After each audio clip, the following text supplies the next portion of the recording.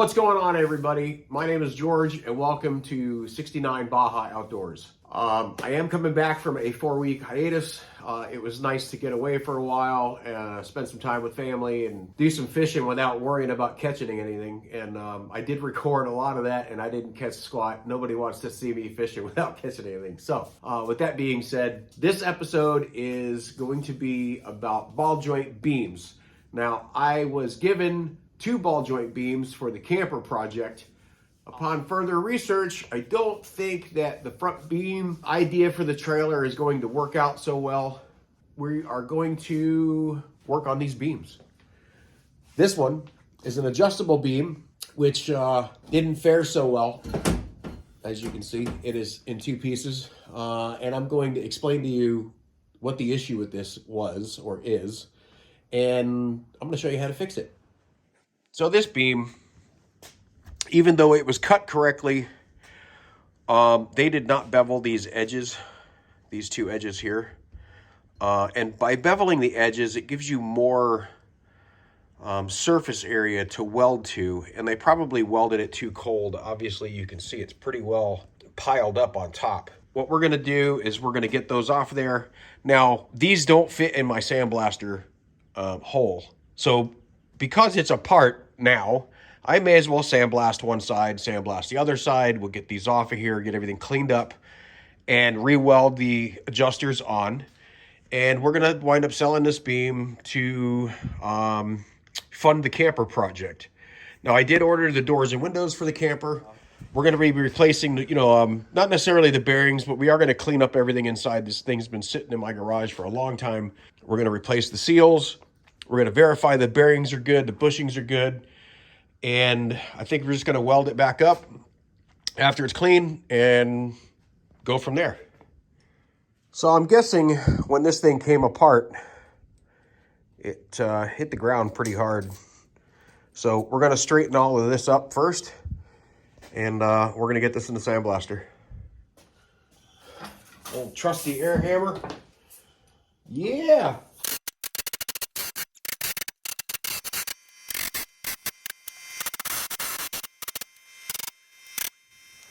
Now, that did not come out as well as I had hoped, but I will weld all of this up. It does need a drain hole. As weird as that is, they all came stock with a drain hole, or at least I'm assuming that's what it's for, but that one's seen a little bit better days. It did crack here. We're going to put a bead here, get that filled in. But other than that, you can see that this beam is in great shape. It's dirty, but I mean, patina, that's it. You know what I mean? There isn't that much wrong with it. It's just surface rust.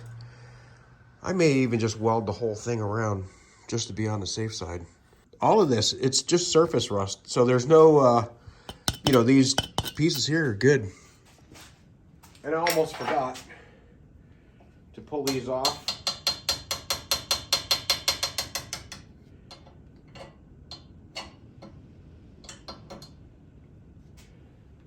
Pull the seals off. Well, they weren't in there very tight.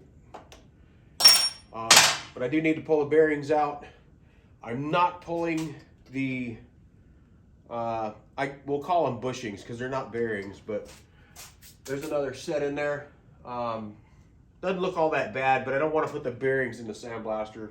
So I do need to pull these before that. And we are going to use the slide hammer on this.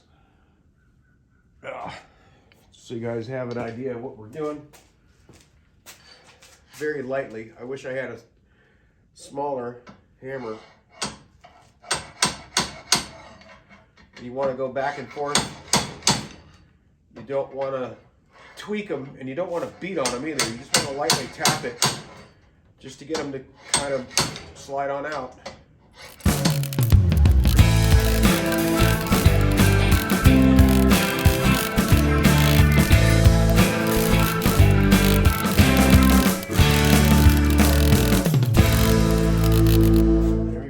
There's one. We're going to try the 2-jaw puller, see if maybe that'll work out a little better. That first one sure did take a long time, but it wasn't in there very tight. So we're going to give this a shot and see if this is going to work out a little bit better. Hopefully, it may not.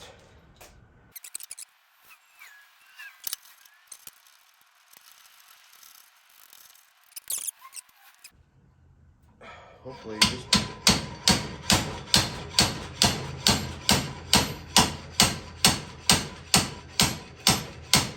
look at that.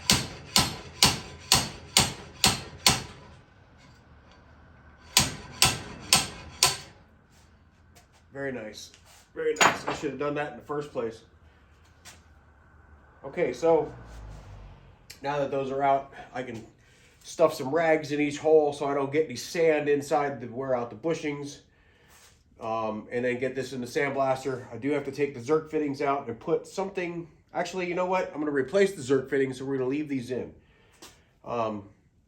Actually, I can put vacuum caps on them, and then I can just leave them there, and it won't mess them up at all. So, take a couple vacuum caps, like so. Which one? Which one to use? Which one to use? White looks good. Nice snug fit.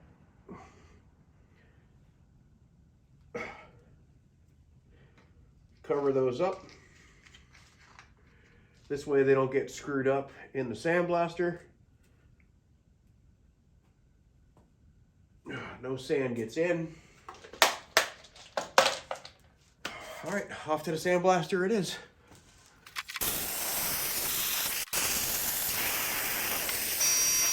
So this is where I'm at right now. I've been fighting with this damn sandblaster for a while. I went and bought a new bag of coal slag, and I figured I'd get coarse. Let me show you. So according to the bag, it's a 1/4 inch minimum. It is coal slag, and it's great. I love it. I've used it for decades, and I did replace. I have a Harbor Freight cabinet, okay. Anyway, I replaced a gun years ago with an old Craftsman. Well, actually, it was like new old stock, like 20 years ago. And this coal slag wouldn't come out, and I'm like, I don't understand. I know it's, you know, the right nozzle size and all that. Look at that. Apparently, I dropped a washer inside there years ago, or at some point. But the sandblasting media I've been using is like dust. It's like glass bead now. It's not, you know, it's not really cutting the way it should. So, yeah. I'm really happy right now because I've been fighting this for hours. So let's get this out of here and back in place.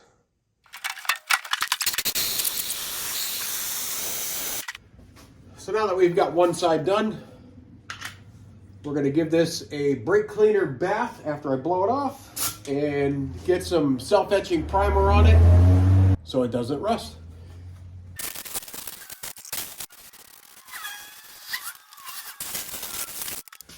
So that pretty much takes care of any dust, grease, oil, whatever, a little bit of brake cleaner. The only issue now is that it's like 40 degrees outside. I've got my garage door open. So I've got to hit it with the heat gun just to kind of keep it warm while we spray the primer.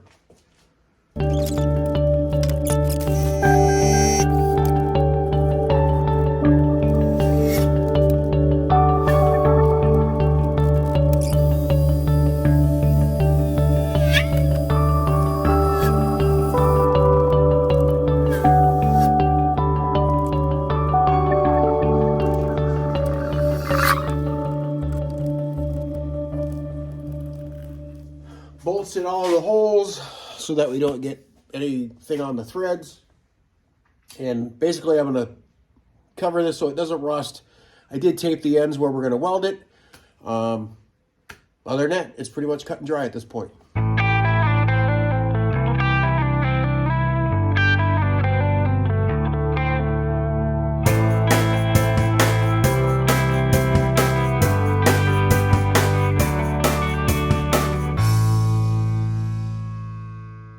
That is going to do it for part one. Part 2 should be coming out next week, provided I can get the editing done. It was really tough to edit this video. There was so much footage to go through. I hope you all enjoyed the video. If you did, please consider subscribing. And don't forget to hit that notification bell so you get notified of all my future videos. So, until next time, y'all be good to one another, and we'll catch you on the flip side.